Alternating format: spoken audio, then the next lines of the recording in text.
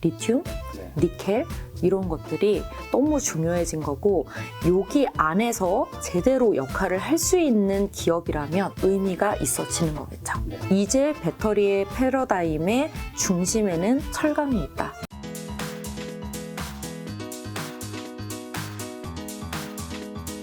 저희가 2021년 한 1월에서 2월쯤에 촬영을 했더라고요. 그때 바이오 플라스틱이랑 수소.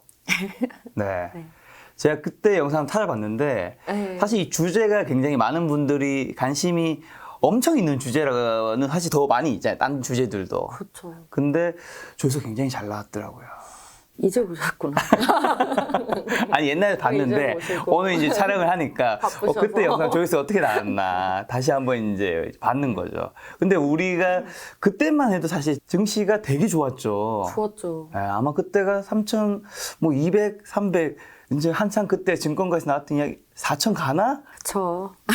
거품이 많이 끼고 있을 때였으니까. 그런 이야기 나왔었는데 여기서 이제 오늘 본격적인 주제로 들어가기 전에 한 가지 궁금한 거는 이제 증권회사에 계시잖아요. 여의도 쪽에 있으면 어쨌든 이제 위원님은 전업 투자자 이런 건 아니고 직장인인 거잖아요. 그렇죠. 증권사에 소속된. 이 증시가 올랐을 때 폭등가 아니면 지금처럼 이렇게 침체되었을 때 그 분위기가 좀 다른가요? 어때요?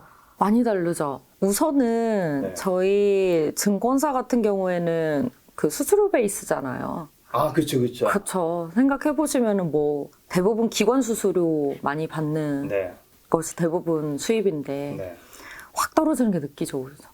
그러면 다들 침체되어 있고 어두워져 있고 그늘이 껴 있고 그냥 나가자. 그냥 어딜 나가? 회사? 아니요, 술 마시러 나가자. 술 마시러. 사실 내가 일한다고 증시가 올라가고 뭐 그건 아니니까. 불러주는 사람도 없고. 막. 저 이베스트 소속이시니까 어쨌든 내부에서 지금 리서치 센터에 계시잖아요. 네네.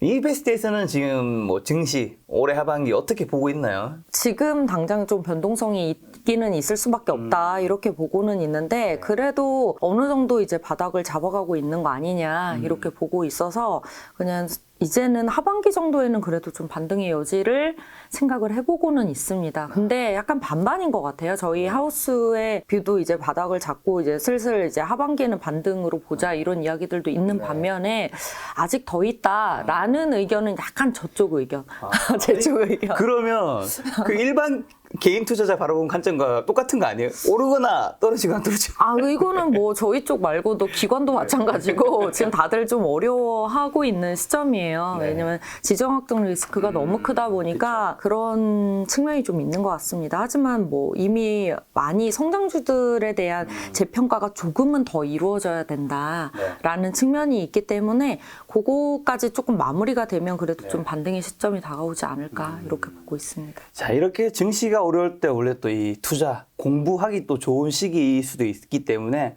오늘 제가 위원님 모셨는데 위원님 오늘 어떤 주제로 또 저희 이제 투자 공부 시켜주시려고? 여기에서는 저희 이쪽에서는 제가 배터리 이야기를 한 번도 한 적이 없는 것 같더라고요. 그래서 그리고 최근에 이제 배터리에 대한 고민들이 많아져 있는 시점이에요. 무슨 고민을 하고 있죠? 배터리. 주가가 고밸류인 건 아직 너무 고밸류고. 그렇죠.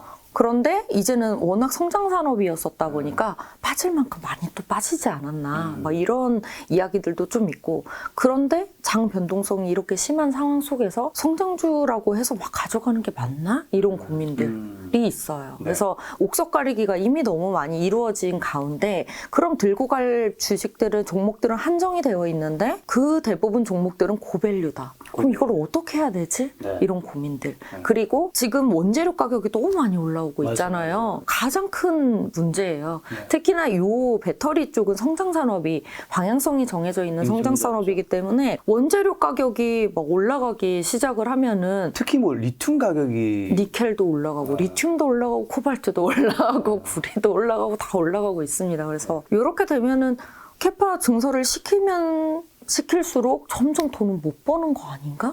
이익률은 점점 낮아질 수밖에 없지 않나? 그렇죠. 그리고 거기에다가 여기 너무 희소금속들이 또 있다 보니까 중국하고 미국이 이제는 싸우고 있는 거죠. 중국이 다 장악하고 있는 생태계를 미국이 이제 우리가 이제 재편을 시키겠다 하면서 정책적으로 밀어붙이고 있습니다. 그러면은 이제 국내 배터리 기업들이 이제 등골이 휘기 시작을 하는 거죠. 네. 그래서 이런 상황 속에서 우리가 배터리 쪽에 대한 산업 패러다임을 어떻게 이 시점에서 봐야 될까? 이런 부분들이 많은 고민이 되는 것 같습니다. 좋습니다. 오늘 이야기 들으면 우리가 이제 배터리주 투자할 때 조금이라도 이제 수익률을 더 높일 수 있는 그런 이야기 될 것 같은데 시작하시죠. 높이는 방향성이 됐으면 네. 좋겠습니다. 근데 이제 저는 수소 때도 마찬가지고 바이오 플라스틱 때도 마찬가지지만 네. 산업에 대한 방향성을 우리가 꼭 볼 필요가 있다. 우리가 이제 흔히 말하는 약간 인사이트라고 얘기는 하는데 네. 인사이트라고까지 볼 필요는 없고 우리가 이제 앞으로의 방향성을 빨리빨리 짚어 나갈 수 있어야 요 빠르게 변하는 환경 안에서 리스크를 좀 줄일 수가 있다. 이렇게 보고 있습니다. 제가 2020년, 2021년까지는 배터리 쪽에 대한 투자를 할 때 하이니켈 양극재, 뭐 실리콘 음극재, 특수 리튬이온 이런 소재 기업들을 되게 많이 말씀을 드렸었어요. 그런데 요즘에는 바로 이 자료를 쓴 거죠. 원재료 그리고 미국과 중국의 자원 경쟁.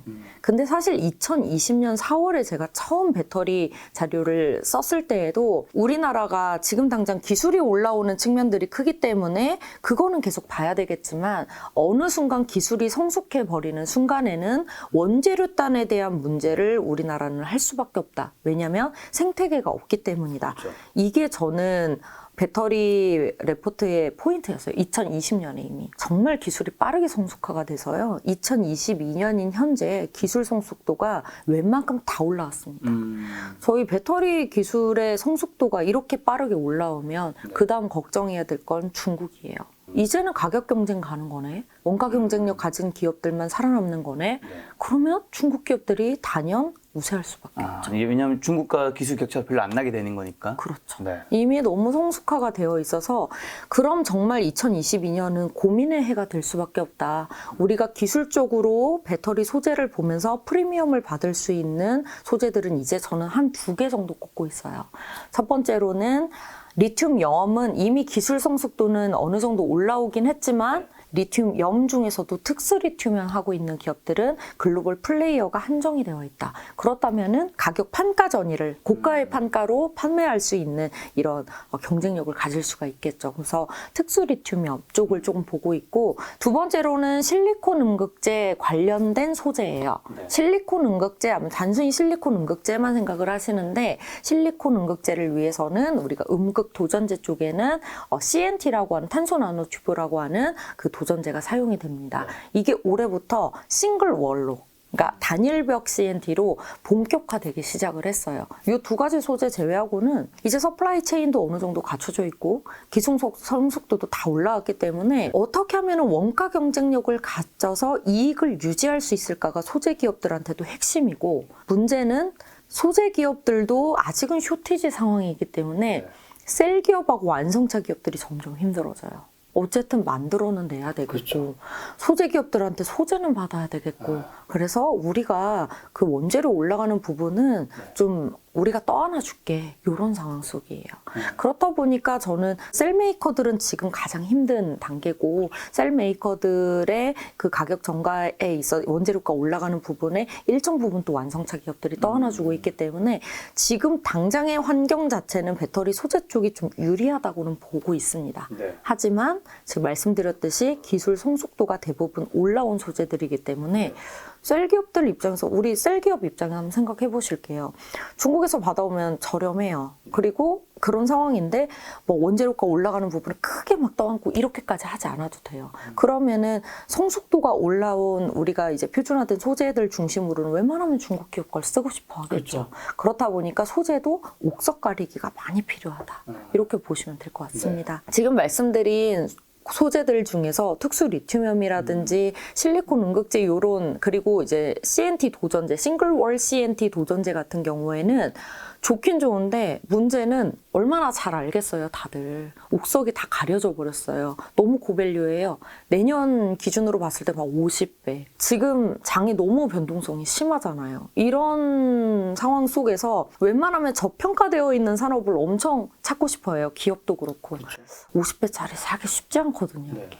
그렇다 보니까 배터리 쪽은 여기에서 더 비중을 늘리기가 지금 상황 속에서는 조금 불확실성이 크지 않을까? 그러면은 지금 2022년에는 무엇이 패러다임이 될 수가 있을까? 이 장세 속에서 라고 본다면 자원입니다. 배터리 자원. 지금까지 말씀드린 리튬, 니켈 이런 것들이 너무 중요해진 거고 여기 안에서 제대로 역할을 할 수 있는 기업이라면 그리고 저평가가 되어 있다면 의미가 있어지는 거겠죠. 그래서 저는 배터리에 이제 여기 요 자료에 제가 딱 한 줄로 요약을 드리면은 이제 배터리의 패러다임의 중심에는 철강이 있다. 이렇게 말씀을 드립니다. 제가 이제 2020년, 2021년만 하더라도 배터리 패러다임의 중심에는 화학기업이 변화가 있다 이렇게 했지만 이제 자원으로 넘어가서 이제 진짜 철강이다 이렇게 보고 있는 겁니다. 전 철강 애널리스트가 아니에요. 그렇기 때문에 철강에 대한 부분은 이제 간단히 이런 식으로 제가 생각하는 산업의 패러다임으로만 설명을 좀 드리겠고 물론 철강 쪽으로 들어가기는 하지만 기업 쪽으로 조금 화학 쪽으로 접근할 수 있는 부분은 폐배터리 리사이클링이 있어요. 우리 자원 보시면 리튬, 니켈 중요하다는 말씀 지금 드렸고 그러면 여기에 있어서 광산이 중요할 테고 광산에서 자원을 재련시키는 철강 기업들이 중요할 거 아니에요. 철강과 비철금속 기업들이. 그럼 여기는 제1의 광산이라고 불러줄 수가 있는 거죠.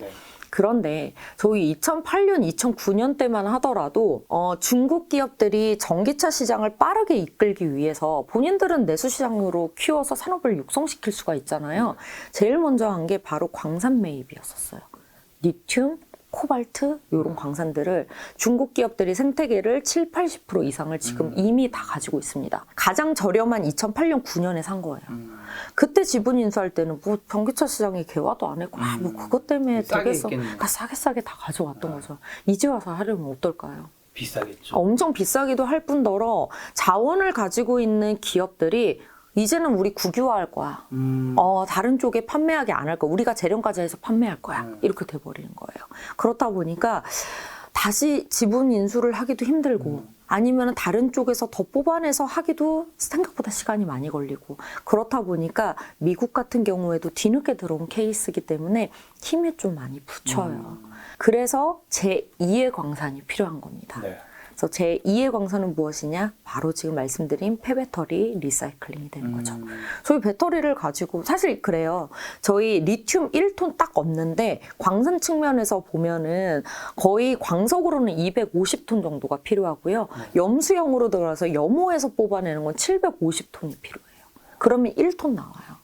리튬. 근데 저희 배터리 안에서 나오는 거 한번 생각해 보실게요. 이미 철도 있고 알루미늄도 있고 인도 있고 구리도 있고 있다 보니까 시간도 짧죠. 거의 뭐 광산 재련하고 뭐하고 하려면은 몇 년씩 걸리고 거의 뭐 염수형으로 따져도 뭐 18개월에서 24개월 정도 걸리기 때문에 배터리에서 근데 저희 분해해주고 여기에서 막 금속 용해시켜서 뽑아내고 그러면은 한 번에 다양한 광석을 많은 양을 뽑아낼 수가 있는 겁니다.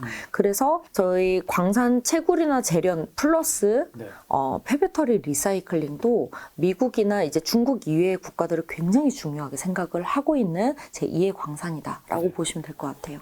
근데 중국이 신경을 안 쓰지 않겠죠, 당연히. 그쵸. 이 시장이 얼마나 클 건데 앞으로 광산 웬만큼 하는 것보다는 폐배터리 리사이클링이 훨씬 경제성도 가져올 수 있을 텐데 중국도 굉장히 많이 했습니다. 사실 그래서 결론부터 좀 말씀드리면 폐배터리 리사이클링 시장에 지금 MS 1위는 중국입니다. 아, 중국. 네, 또 중국입니다. 몇 퍼센트 정도 되는 건가요? 64% 이상 됩니다.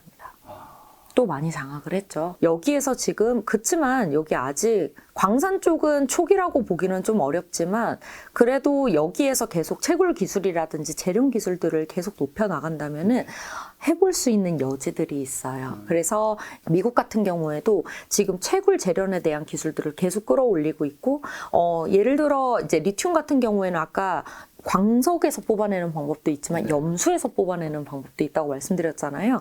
근데 우리가 염수 말 그대로 염화의 호수 안에서 리튬을 뽑아내면은 광산에서 뽑아내는 것보다 회수율 자체는 적겠죠. 아무래도. 그래서 요거를 최대한 많이 뽑아낼 수 있는 기술을 마련하는 게 미국 쪽에서 좀 많이 하고 있습니다. 그래서 미국은 염호가 너무 많아서 이제 그거 중심으로 많이 뽑아내고 기술을 통해서 해소를 해내는 거고요. 근데 이제 폐배터리 리사이클링으로 갔을 때 중국이 지금 64%라고 말씀을 드렸는데 올해부터 계획 잡혀 있는 폐배터리 리사이클링의 증설 수요가 7만 톤 정도가 잡혀 있어요. 이 중에 4만 톤이 미국입니다. 치고 들어오기 시작을 하는 거죠.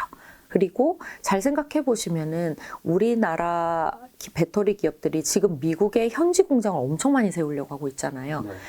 그렇게 폐배터리가 많이 나올 수 있는 생태계를 빠르게 조성하고 있는 거라고 보시면 될 것 같습니다. 그래서 말 그대로 미국과 중국의 자원 경쟁이에요. 그럼 여기서 딱 궁금한 거, 우리나라는 뭐가 있어요? 하실 수 있어요. 우리나라는 사실 너무 없어요. 저희 광산이 있겠어요. 없죠. 뭐가 있겠어요. 산은 많은데. 가뜩이나 그렇죠. 너무 안타까워요. 산은 많은데. 지금 원유 같은 경우에도 모든 에너지원을 다 수입하는 최대 수입국이잖아요. 그렇다 보니까 사실 같은 배터리를 만들더라도 이익률이 좀 저조할 수밖에 없어요. 근데 여기에 가장 중요한 역할을 하고 있는 게 바로 포스코 홀딩스입니다. 포스코 홀딩스. 네, 포스코가 이제 포스코 홀딩스가 됐기 때문에 포스코 홀딩스라고 말씀드릴 수 있는 거고, 가장 리튬부터 니켈부터 광산, 재렴, 염호부터 전부 다 드라이브를 걸면서 실제 이제는 내년 4분기 정도부터는 어느 정도 양산에 활발하게 들어갈 채비가 많이 갖춰져 있다. 이렇게 보시면 될 것 같아요. 기술적인 부분도 많이 올라왔고요. 저는 철강 애널리스트는 아니기 때문에 여기는 여기까지 이렇게 말씀을 드리도록 요것만 하겠고요. 얘기하면 또 많은 분들이 야, 포스코홀딩스 살아난 거다 이렇게 받아들일 수 있으니까 네. 요거 관련 기업은 포스코홀딩스 말고도 좀 더 있긴 할 거잖아요. 많이 있죠. 근데 그 관련 기업만 좀 몇 군데 더 어디 있을까요? 우선은 폐배터리 리사이클링은 포스코 쪽은 아닙니다. 네. 말씀드렸듯이 채굴 재련 그쪽 부분 말씀드린 건데, 거기서 강하려면은 중국이나 미국 쪽이 좋아요. 우리나라는 너무 부족해서 거기서 뽑기가 쉽지만은 않아요. 그래서 웬만하면 중국 기업이나 미국 기업 쪽으로 가는 건데, 미국 기업 쪽이 활발하게 하고 있기 때문에 그런 기업들 보시면 되고, 전 지금 폐배터리 리사이클링 말씀드리잖아요. 폐배터리 리사이클링 쪽에서는 1위는 중국이에요. 중국의 화유코발트, 중국의 GEM 거린메이라고 부르는, 그리고 CATL이 인수한 부름프, 이런 기업들이 있어요.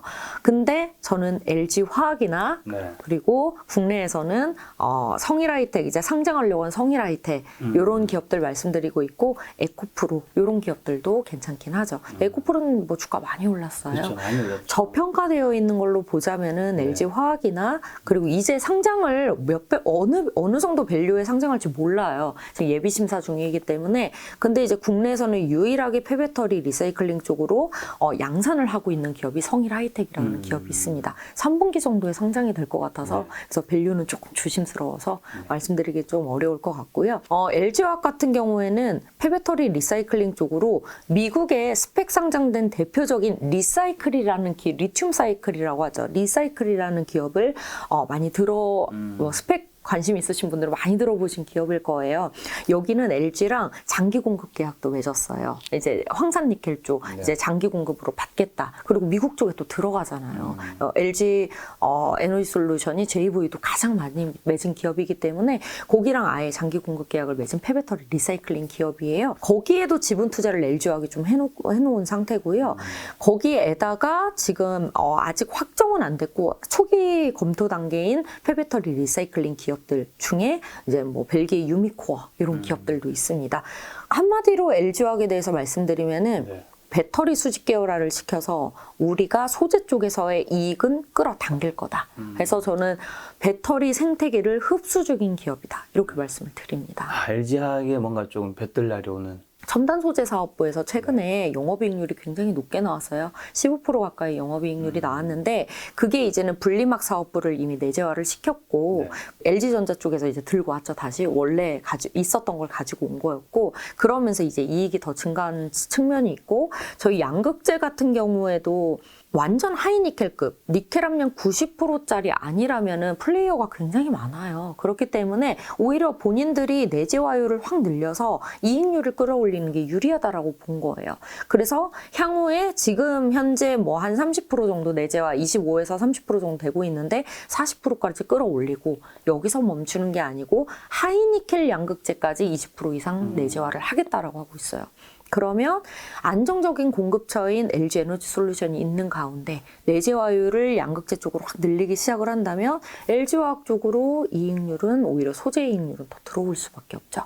그리고 분리막 내재화 시켰으니까 분리막 쪽 들어가는 거고 저희 전해액 안에서도 첨가제 쪽 지금 시작하려고 하고 있는 거고 지금 양극재 도전제로 들어가는 MWCNT도 하고 있고 웬만한 거 다 해요. 그러니까 지금 현재 기술 성숙도가 많이 올라온 것들 플러스 기술적으로 아직은 조금 더 우위에 있는 양극재까지 전부 다 하고 있는데 아까 소재 기업들 말씀드렸을 때 우리나라는 이런 원재료 생태계가 너무 약해요. 그래서 다른 중국이나 미국, 일본 대비해서는 이익률이 좀 약할 수밖에 없어요 라고 말씀드렸는데 그걸 채비하기 위해서 폐배터리 리사이클링까지 들어가게 된 거죠. 중국이랑 지금 한국에 있는 관련 기업들었는데 미국에는요?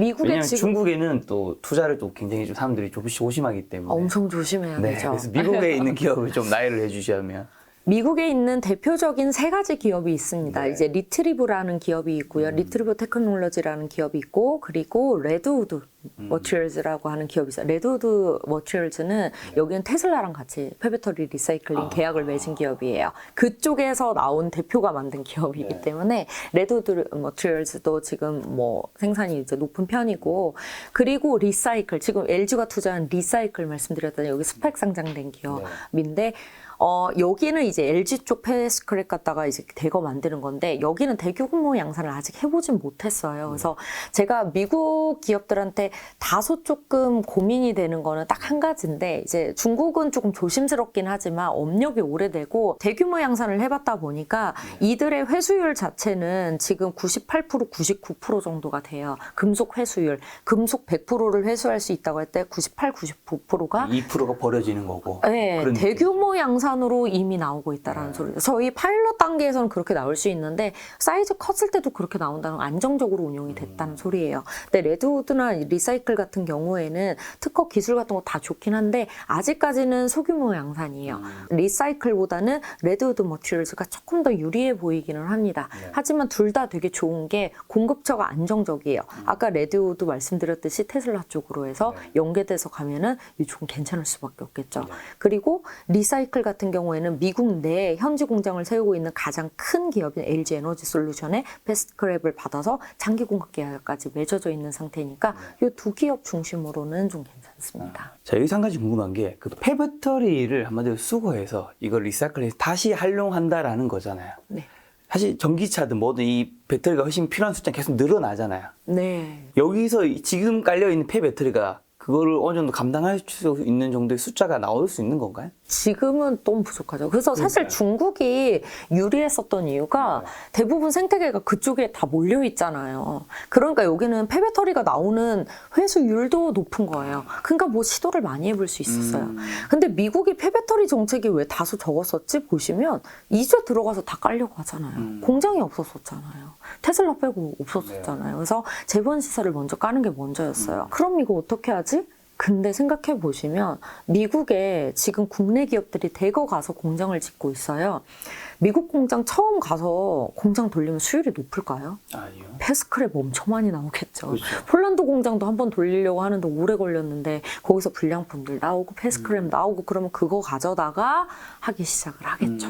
그래서 제가 보기에는 아직은 폐배터리 리사이클링 산업이 한참 초기예요. 그렇기 때문에 지금 말씀드린 미국의 리사이클이나 아니면 미국의 레드우드나 이런 쪽 같은 경우에도 가져다가 수율을 계속 높이는 작업 그리고 금속 수율을 높이는 회수율을 높이는 작업도 이루어져야 되는데 우선 그 양은 제가 보기에는 패스크립 쪽에서 좀 많이 나올 수 있지 않을까 이렇게 보고 있고 아직까지는 중국 쪽이 워낙 많습니다. 중국 쪽이 워낙 많다. 네.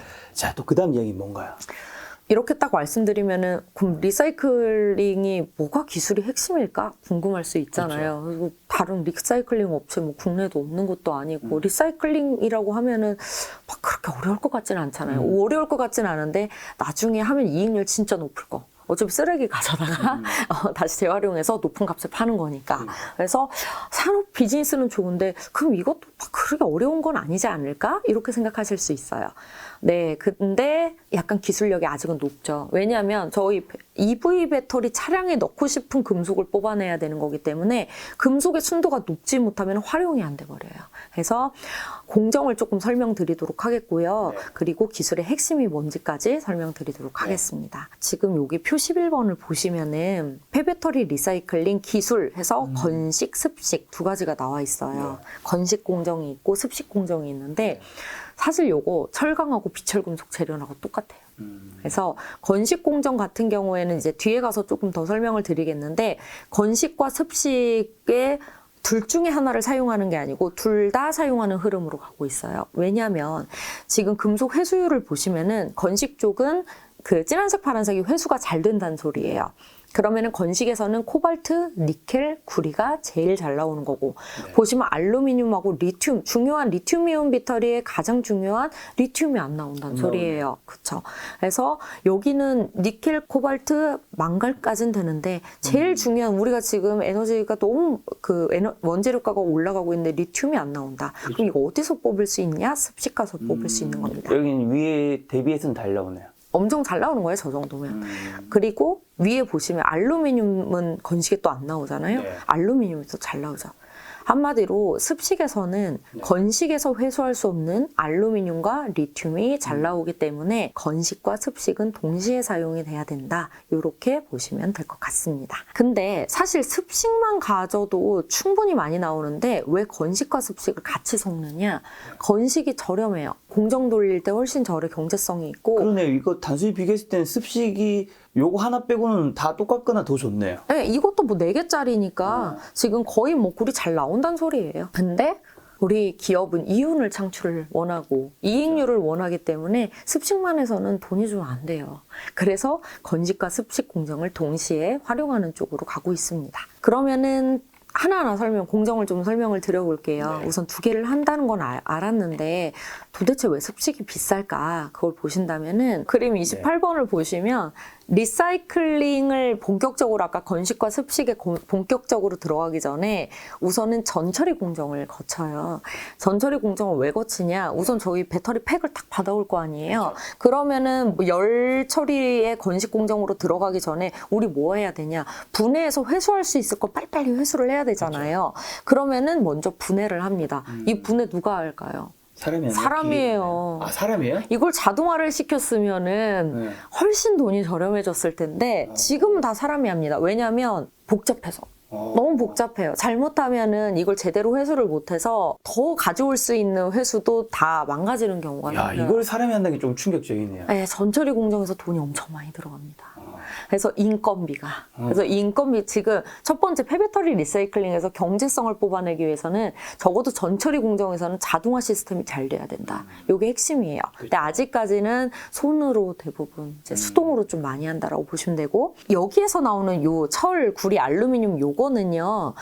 저희 셀 단계에서 나오는 게 아니고 팩에서 우리 파우치도 있고 파우치 셀 겉에 파우치도 있고 팩으로 사용되는 플라스틱도 있고 철도 있고 막 이러잖아요. 그거 손으로 수거해서 그냥 그 상태 좋은 것들 다 빼낸다는 소리예요. 빼내면 다음에 그냥 사용하면 되니까 가공 조금 거쳐가지고 그래서 그거를 한 번에 한 다음에 그 다음에 방전에 들어가요. 저희 어쨌든 이게 배터리 팩을 가져오면은 어떤 배터리만 리사이클링 기준으로 들어오게 되면은 우선은 사용을 한 80%까지 사용을 했어요. 배터리가 한 20% 정도 남은 거를 우선 배터리 팩으로 회수를 해가지고 와요. 그런데 얘네가 상태가 너무 좋다. 그럼 한 번 더 충전시켜서 보내요. 그건 재사용으로 들어가는 거고 리사이클링으로 들어오려면은 20% 남았는데 상태가 너무 안 좋다. B급, C급이다. 이러면 리사이클링을 해야 된다 해서 이제 폐쇄로 들어가는 거예요. 그러면은 여기 아직도 반응성이 뛰어난 물질들이 그대로 남아 있잖아요. 그러면은 우리가 건식이나 습식 공정 들어갔을 때 불량률이 많아지고 금속들이 깨지게 돼요. 그러니까 슬러리로 변해버려요. 그래서 방전을 한번 해줍니다. 반응성을 다 죽여버린다. 이 소리라고 생각을 하시면 돼요. 그래서 방전을 할 때에는 우리가 염수 같은 데다가 집어넣어가지고 배터리를 집어넣어가지고 방전을 시켜버려요. 완벽하게 반응성 제로 상태로 만들어주게 되고요. 근데 이게 소형 같은 경우에는 염수에서 이제 염화시켜가지고 방전이 되는데 네. 이게 중대형 배터리는 반응성이 뛰어난 애들이 너무 많아요. 그리고 크기도 하고 크기도. 그래서 최근에 이제 철 니크롬선이라고 해서 아예 이제 전기 반응성 뛸 만한 것들을 가지고 전부 다 이제는 반응을 시켜서 한 번에 대규모로 방전을 시켜버립니다. 그래서 그거를 거친 다음에 그 다음에는 열분해로 가요. 이게 반응이 사실 뭐 습식 분쇄도 있고 열분해 가는 방법들도 있는데 지금 우세한 방법은 왼쪽에 있는 방법이기 때문에 왼쪽 방법을 말씀을 드릴게요. 네. 열분해하고 건조하고 블랙 파우더까지 만드는 요 공정은 왜 거치냐면요. 사실은 습식 공정 때문에 거치는 겁니다. 요 방전도 그렇고. 이유는 뭐냐면 건식 공정은 사실 뭐 전기로 공정 이런 것들이어가지고 철강으로 들어 전기로 공정이어서 그냥 바로 분쇄시켜가지고 블랙 파우더 갖다가 바로 하면 돼요. 근데 습식 공정 같은 경우에는 뒤에 다 설명드릴 거예요. 용액 같은 걸로 일일이 용해를 시켜서 해야 되는 거기 때문에 이거는 잘못하면 금속들이 다 슬러리 형태로 변해버려요. 그래서 그런 부분들을 막아주기 위해서 열분해를 먼저 거칩니다. 열분해를 거치면 뭐가 좋냐? 알루미늄 전극이 있고 플러스 전극에는 알루미늄 전극이 있고 음극 쪽에는 우리가 흔히 동박이라고 부르는 구리 전극이 있잖아요. 요거를 금속 상태로 그대로 회수를 하고 싶어요. 그러면은 열분해를 산화 상태에서 하면 산화되겠죠. 그러니까 진공 상태에서 5, 600도씨 이상에서 열분해를 시킵니다. 그럼 여기에서 사실 전극을 금속 그대로 회수할 수 있는 가능성을 여기서 만들어주는 거고 동시에 부산물로 바인더라든지 전해액도 회수가 돼요. 그래서 이렇게 해서 1차적으로 전처리해서 빼낼 수 있는 건 다 빼내준다. 그 다음에 얘네를 말 그대로 갈아주는 거죠. 그래서 건조해서 분쇄를 시키면은 우리가 까만색 블랙 파우더 물질이 나오게 됩니다. 이게 전처리 공정이고 그 다음에 후처리로 이제 들어가게 됩니다. 여기까지 전처리 하신 다음에 이제 첫 번째로 이제 건식 공정에 들어가게 돼요. 이 그림 29번이 바로 전처리 공정입니다. 좀 줄일까요? 네. 전처리 공정인데 전처리 공정이요. 전기로 공정이에요. 지금 말씀드렸잖아요. 그래서 제철 공정하고 똑같아요. 네. 그래서 사실 철강 기업들이 하기에 제일 그냥 바로 시작할 수 있는 게 건식 공정입니다. 근데 그러면은 뭐 철강 기업들이 그냥 다 하면 되니까 기술적인 난이도 낮은 거 아닌가? 건식은 낮아요. 그래서. 근데 아까 말씀드렸듯이 건식에서는 리튬이나 알루미늄이 회수가 안 돼요. 그렇기 때문에 습식 공정으로 어차피 가야 돼서 폐배터리 리사이클링의 기술의 핵심은 습식에 있다라고 보시면 됩니다. 건식에서는 어쨌든 니켈, 코발트, 알루미늄 이런 것들을 뽑아낼 수 있기 때문에 그리고 가격도 저렴하고 기술 성숙도도 높겠죠. 그렇기 때문에 여기서 뽑아낼 수 있는 건 다 뽑아내는데 여기 중간에 점점점점 돼 있는 요게 1차, 2차, 3차 단계의 열 공정이라고 생각을 하시면 돼요. 건식 공정은요, 우리가 로스팅 공정이라고 생각하시면 돼요. 열을 점점 높여가지고 로스팅을 시켜가지고 여기서 나올 수 있는 금속 형태를 그대로 회수를 시킨다는 소리예요. 그래서 지금 제일 처음에 들어가는 부분 여기가 이제 예열 단계예요. 그래서 300도씨 미만이에요. 그래서 열을 찬찬히 올려준 다음에 중간 단계로 딱 2차 단계로 2단 세컨 단계로 가게 되면 여기서 700도씨급으로 한 번에 확 구워주는 거예요. 구워준 다음에 그 다음에 제일 마지막 요게 지금 전기로 단계라고 보시면 돼요. 전기로 단계로 거쳐가지고 여기에서 우리가 제철에서 뽑아내듯이 그대로 니켈, 코발트, 그런 것들을 다 뽑아내게 된다라고 보시면 될 것 같습니다. 여기서 뽑아내주는 건 이게 전부예요. 그래서 다시 정리해드리면 그냥 철강 기업들이 할 수 있다. 기술력은 낮다. 건식 공정만 하는 국내 만약에 기업이 있다. 해외 글로벌 기업이 있다. 아무런 의미가 없다. 이렇게 보시면 될 것 같습니다. 여기는 회수율 99% 가까이 되고요. 이렇게 해서 근데 여기에서 열을 가해 주잖아요. 그것도 공기가 들어간 상태에서 열을 가해 주잖아요. 네. 그러면은 반응성 뛰어난 물질들은 다 슬러리가 돼버리겠죠. 그래서 반응성이 뛰어나는 건 알루미늄, 리튬 이런 것들이 굉장히 많이 산화가 잘 돼요. 그래서 이거 되게 쉽게 좀 설명드리면은 우리가 배터리 만들 때 전극 만들 때도요. 알루미늄은 전기분해 절대 안 시켜요. 산화되니까. 그래서 얘네들이 슬러리가 된다고 보시면 돼요. 여기서 나오는 리튬이 조금 나오긴 하는데 절대 EV 배터리로 못 들어갑니다. 왜냐하면 순도가 너무 낮아요. 그래서 뭐 그냥 콘크리트나 막 이런 데 들어가 버리고. 그래서 그 친구들은 습식 공정을 해야 된다. 네. 이제 요걸 가지고 얼로이를 가지고 네. 습식으로 들어가게 됩니다. 습식 공정은 이렇게 나와 있는데 이거 막 자세히 다 이해하실 필요는 없어요. 왜냐하면 이거 어떻게 하는 거냐면 고등학교 지금 물리 시간이 된 것 같기도 하고. 예, 막 그래서 이게 제가 써놓긴 했는데 관심 있으신 분은 보시면 돼요. 근데 이렇게까지 아실 필요는 없어요. 그래서 건식 공정에서는 지금 로스팅을 한다고 말씀드렸죠. 그럼 얘네는 뭐냐? 디테일한 공정이니까 기술력이 높겠죠. 금속 하나하나를 뽑아내기 위해서 한 번은 수산화나트륨을 뽑아내서 뭐 탄산 리튬을 뽑아내고 어떤 거는 다른 용액을 집어넣어서 뭐를 뽑아내고 그럼 뭐가 돈이 많이 들까요? 당연히 습식 공정이죠. 아, 용액이 일일이 시약이 다 들어가야지 뽑아낼 수 있는 금속들이 따로 나올 거 아니에요. 그래서 시약 비용이 너무 많이 들어요. 아까 전에 건식은 제철 공정이랑 같기 때문에 뭐가 많이 들어가냐? 전기료가 많이 들어가요. 열 데우고 막 이래야 되니까. 네. 근데 그래도 그것만 있으면 되기 때문에 저렴해요. 네. 근데 습식 같은 경우에는 디테일하게 고순도로 그리고 또 순도도 높게 금속들을 하나하나 용해를 해서 추출을 해야 되기 때문에 여기는 화학 시약 비용이 너무 많이 들어갑니다. 그리고 여기도 인건비가 좀 많이 들어가요. 그리고 그렇게 하면은 그냥 제대로 나왔으면 좋겠는데 그러다가 또 실패보는 불량률이 높아요. 그래서 습식 공정에서 기술력을 얼만큼 가지고 있는지를 알아보는 방법은요. 각 기업들별로 금속에 대한 회수율을 발표를 합니다. 대표적으로 말씀드릴게요. 제가 중국 기업들이 사실 기술력이 좀 높아요 라고 말씀드린 이유는 그 중국 기업들 3기업 모두 다 금속 회수율이 98에서 99%입니다. 대규모 양산 체제도 갖춰져 있고요. 미국 기업을 좀 말씀드리면 미국 기업들의 레드우드나 리사이클 같은 경우에는 95에서 96% 정도밖에 안 돼요. 우리가 언뜻 들었을 때는 뭐 95에서 96, 98에서 99, 뭐 별반 차이 안 나는 것처럼 느껴지긴 하는데 네. 차이가 큰 거죠. 엄청 크죠. 금속이 나오는 프로스가 달라져 버리면은 우리가 거기에서 나올 수 있는 마진 자체가 달라져 버리는 거예요. 그렇기 때문에 95, 96이면은 여기가 이제 대규모 양산 가면은 수율이 좀 떨어지겠는데 요거 좀 생각하실 필요가 있어요. 그렇지만 그래도 공급사가 탄탄하잖아요. 네. 그리고 이 리사이클링 기업한테 제일 중요한 거는 그런 배터리를 회수할 수 있는 지역적인 밀접도가 중요해요. 왜냐면은 우리가 멀리서 폐배터리를 수입을 해가지고 온다고 생각해 보세요. 운반비까지 많이 들어가겠죠. 그러면은 이거 돈도 안 돼요.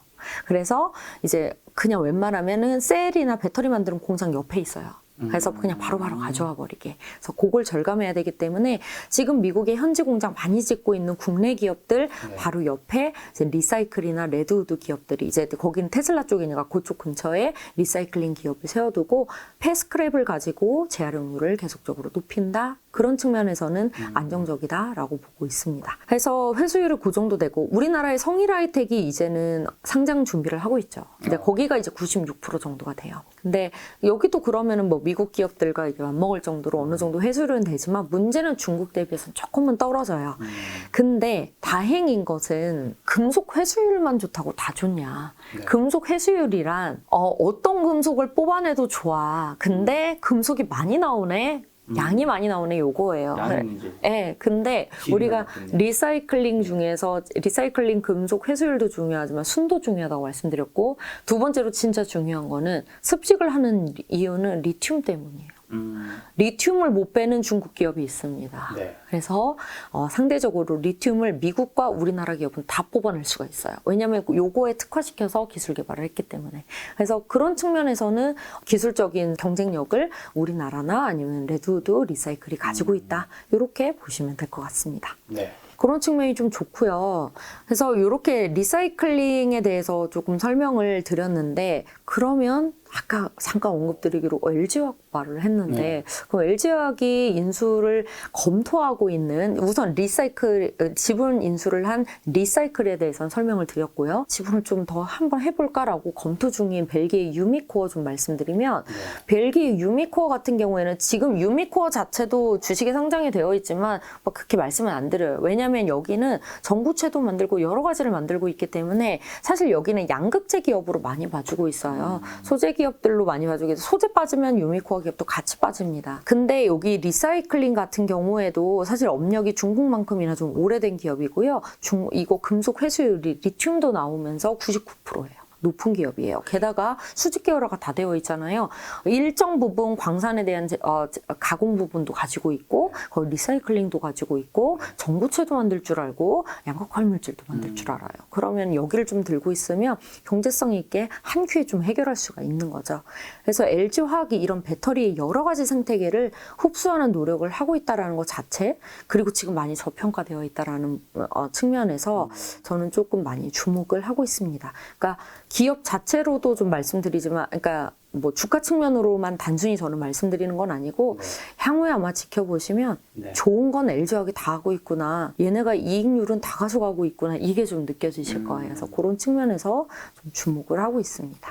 요거 표 하나 말씀드리면은 그냥 요건 별건 아니에요. 지금까지 말씀드리는 거 요약하는 차원에서 지금 공정별 금속 회수율 보시면은 첫 번째 줄에 있는 게 건식, 두 번째 줄에 있는 게 건식과 습식을 합치고 있는 거, 세 번째 줄에 있는 것이 건식만 전처리 거친 건식, 세 번째는 전처리 건식 습식이에요.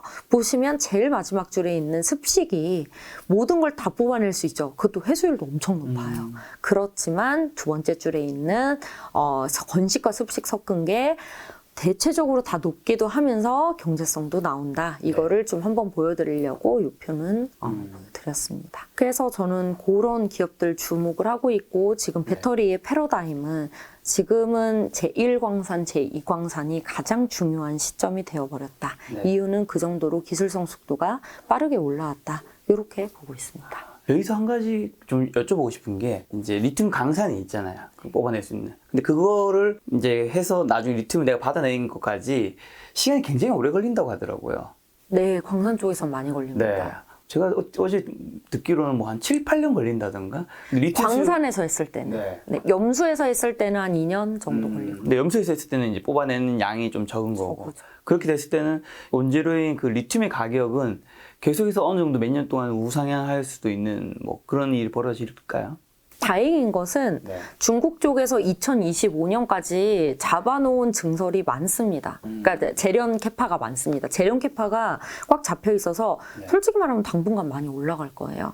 왜냐면은 지금 말씀드렸듯이 그 전부터 계획은 잡아놨지만 이게 본격적으로 회수가 되는 것까지 생각을 해보시면은 2025년은 되어야 조금 풀리기 시작한다. 이렇게 보시면 되죠. 그때까지는 많이 오를 수 있고, 근데 다행인 것은 그래도 중간중간 지금 미국 쪽에서 지금 염수 쪽으로 해서 많이 또 뽑아내려고 하고 있잖아요. 뭐 한 2년 정도 걸리기는 하지만 그래도 중간중간 그거가 조금 들어오기 시작하면은 완화될 수는 있다. 하지만 리튬 가격 많이 오를 거다.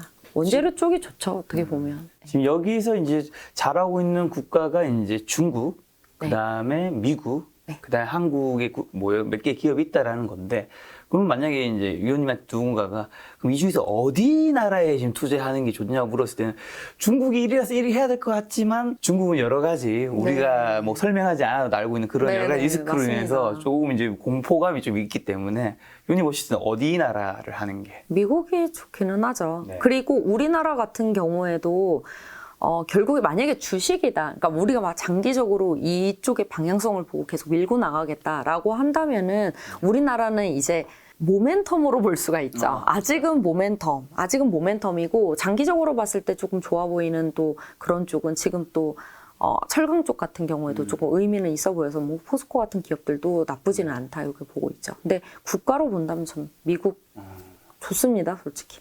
혹시나 또 중국의 그런 리스크를 감내하고 투자하시는 분이 있다면 그래도 뭘 체크는 하고 하셨으면 좋겠다. 뭐 이게 참 정보에 대한 불확실성이 약간은 있기는 해요. 그러니까 물론 지금 중국에 대한 GM, 불운품 뭐 다 좋기는 한데 화요코발트 다 좋고 이미 어느 정도 저기가 된 거예요. 그러니까 뭐라고 해야 되는데 우리나라 기업들하고 전부 다 합작을 다 하고 있는 기업들이기 때문에 어느 정도 레퍼런스는 쌓여 있어요. 좀 신뢰도도 어느 정도 쌓여 있는 상황이고. 근데 이제 우선 첫 번째, 아까 폐배터리 리사이클링으로 말씀드리면 리튬 회수가 안 되는 기업들이 좀 있어요. 근데 되고 있다고 해요. 그런 불확실성이 좀 있습니다. 예. 그리고 이미 고밸류기도 고밸류예요. 네. 근데 너무 다행인 게 뭔 줄 아세요? 뭔데? 세 개 기업이 있어요. 네. 다 좋다고 말했지만 여기 어차피 투자 못해요. 왜냐하면 부름프라고 하는 기업은 CATL이 인수해 갔어요. 네. 요즘에 CATL 살 수 있으세요? 셀 제가 별로 안 좋다고 말씀드렸잖아요. 어차피 못 사요. 네. 그리고 화요코발트, 리사이클링 대규모로 하고 리튬까지 다 보면 되게 좋은 기업이에요. 우리나라 셀 3사는 여기랑 다 맺고 있어요. 네. 근데 여기가 코발트로 거래가 돼, 주식이 뭐 움직이지. 여기가 뭐 리사이클링으로 움직이는 기업이 아니에요. 너무 다행이죠. 그리고 그나마 이제 중국에 거린메이가 있어요. 이제 GM이라고 하는 거린메이가 이것도 사실 되게 유명해요. 많이 들어보셨을 거예요. 에코프로 GM 들어보셨을 거예요. 전구체 만드는 기업이라고 합작 투자 기업이에요. 네. 그래서 여긴 되게 괜찮아요. 근데 여기 지금 몇 배야? 제가 내년에 50배 넘어가요. 이미 좋다는 거 다 알고 네. 많이 올라왔죠. 그래서 저는 이제 장기적으로 뭐 그런 기업들 좋게는 보지만 조금은 중국에 대한 이런 불확실성도 있길 뿐더러 이미 높을 건 다 높다. 이런 측면에서는 미국이 지금 재련부터 시작해서 리사이클링 쪽도 빠르게 키워나가고 지금 미국 쪽에 현지 공장 엄청 많이 늘어나잖아요. 빠른 속도로 늘어나는데 그러면 오히려 우리가 업사이드로 본다면 미국 쪽에 조금 더 가능성이 있지 않겠나 이렇게 보고 있습니다. 야, 제가 또 폐배터리 리사이클링 주제로는 영상을 처음 찍었는데, 야, 우리 이한나 연구위원님 역시 이한나 선생님.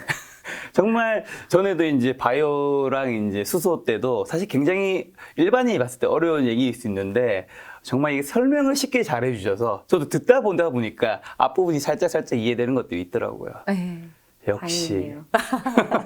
자, 그럼 마지막으로 폐배터리 리사이클링 측면에서 시청자분들에게 투자 의견 한마디만 주시고, 그리고 이제 연구위원님께서 지금 이제 증권사에 가신 지 몇 년 정도 되셨죠? 금융업계 종사하신 지? 어느덧 또 세월이 올라간 12년, 13년 뭐 이렇게 된 것 벌써 같습니다. 12년, 13년. 13년이 넘었네요. 네. 그렇구나. 지금 브랜드 본인의 나이를 자각한 듯한. 정말 열심히 살았구나. 제가 아무래도 어쨌든 13년 동안 종사하다 보니까 또 주변 지인들 분들도 사실 요즘에 주식 투자 대부분 많이 하잖아요. 네. 아무래도 또 증권사에 또 소속돼 있으시니까 안내 나 요즘 많이 빠졌는데 어떡하냐 이런 이야기 많이 물어볼 텐데 뭐 증시 이제 투자할 때 개인 투자자분들에게 투자 조언까지 해주신다면. 우선 폐배터리 리사이클링 같은 경우에는 핵심 꼭 기억하셨으면 좋겠어요. 금속 회수율, 그리고 리튬 순도, 이런 것들, 그리고 공장 수율, 이렇게까지 좀 확인하면서 접근하시면 좋을 것 같고, 국가적인 측면에서는 좀 미국 지금 말씀드렸듯이 많이 활발하게 하고 있으니까, 그리고 패러다임이 이쪽으로 왔다는 게 되게 중요해요. 그렇기 때문에 여기는 계속 업데이트를 하면서 항상 제가 하는 쪽이 자꾸 공부를 해야 되는 쪽이어서 공부를 많이 하시면서 계속 업데이트를 하면서 보신다면은 또 유망하잖아요. 네. 네, 그래서 방향성은 정해져 있다. 이게 또 중요하기 때문에 그렇게 보시면 좋을 것 같고, 요즘 장 많이 안 좋아요. 많이 안 좋죠. 여의도 거의 침체 분위기예요. 그래서 뭐 소주값이 올랐어도 소주 많이 팔릴 것 같아요. 그래서 이제 와인 소주를 같은 제일 좋아 보여요. 와인 같은 거 못 마시는 거지. 지금 시간인데 어떻게 우리가 와인을 소주도 마시? 비싸요. 소주까지 올라서. 예. 그런데 이런 때 저는 그냥 그렇게 말씀드려요. 뭐 네. 그렇다고 막 저 어느 분들은 막 비중 늘리세요. 막 지금 이렇게 바닥일 때 늘려야 된다. 바닥일지 모르거든요. 저희도 아직 모르거든요. 그리고 저는 아직 이제 좀 그런 생각을 해요. 배터리가 너무 좋고 방향성도 좋고 전 배터리 소재 여전히 좋게 보고 뭐 수소도 다 좋게 보지만 환경 자체가 지금 이런 상황 속에서는 사람 심리를 많이 힘들게 만드는 장세예요. 맞아요. 이럴 때는 과감함보다는 조금 조절을 해가면서 하자. 그렇다 보니까 지금 아직은 배터리 소재에서 고밸류 받는 기업들이 전혀 빠지지를 못했어요. 계속 고밸류, 아까 말씀드렸듯이 내년 기준 50배. 이렇게 안 빠진 상황 속에서는 조금 더 조심할 필요가 있다. 그렇기 때문에 저평가된 산업을 한번 살펴보는 것도 어떨까. 제가 맨 처음에 화학 봤을 때 화학은 항상 저밸류 기업인데 뭐 잠깐 사이클 돌아올 때 빼놓고 못 하잖아요. 하지만 그 안에서도 성장성을 가지고 있는 기업들은 여전히 기회가 있다라는 말씀을 드렸듯이 꼭 화학이 아니더라도 철강도 마찬가지고 뭐 단순히 이 두 가지만 말씀드리는 게 아니고 여러 가지 저평가 있는 산업 속에서 방향성을 가진 성장 산업을 가진 기업들이 뭘까를 잘 유심히 보신 다음에 그렇게 천천히 접근을 하시는 게 요즘에는 조금 더 수월하지 않나 이렇게 보고 있습니다. 네, 오늘 이하나 이제 연구위원님의 설명으로 이제 많은 분들이 이제 증시가 이렇게 어려울 때 투자 공부라도 조금이라도 되었으면 좋겠다는 생각이 들었습니다.